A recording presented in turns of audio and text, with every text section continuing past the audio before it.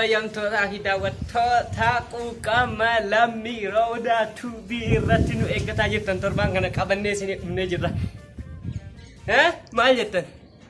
Dubbadhaarra bakka saniinillee waan maaliif maal jedhamti? Subscribe and isiisa akkas gattu qaatee tamaal jedhanii like itti nu godhaate comment illee qeeqa qabdanii fi gorsaalee qabdanii fi dogongora keenya waan sirreeffatu qabnu nuti himaa isiniin jenna.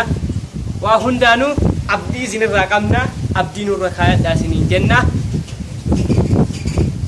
Gisee tokko mucaa achi deem mucaa kana na rabbashu jira dhiifama.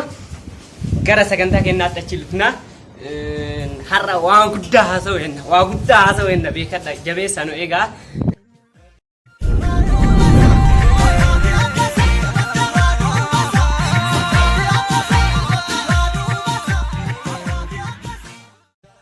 Man dardaraattu tulluu waan isaan dubbatan hundaafuu galatoomaa isaanii jenna. Nullee ka barbaannu araaraa akka rabbi araara nu fidu hayyoonnii fi abbootiin gadaa fi abbootii amantaa hundi akka irratti waan kana hojjetan isin gaafanna. Hojjetuu dandeessanii maaliif akka jedhan garuu komii isinirraa qabna.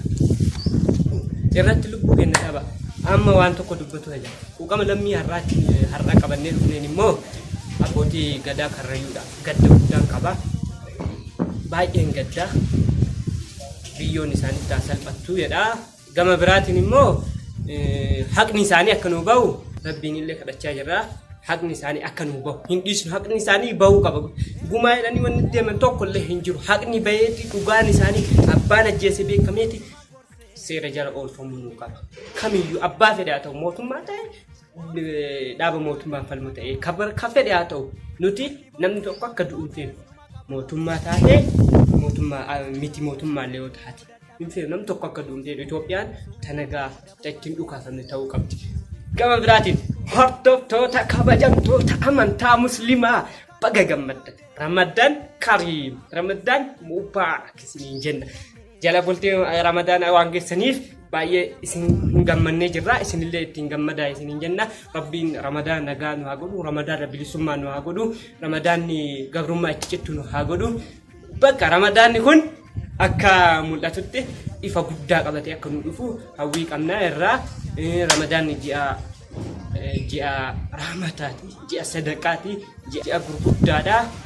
Ramadaana kanarratti bilisummaa rabbiin bilisummaa nu haa fidu.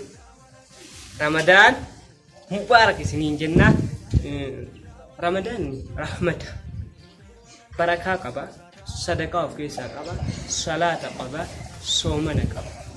Ramadaanni ji'a itti soomanuu bichaan itti sadaqatan, itti hiyyeessi duroomu, itti hiyyeessi gammadu, itti quufaan gammadu. Hundaafuu Ramadaanni ji'a wal qixa.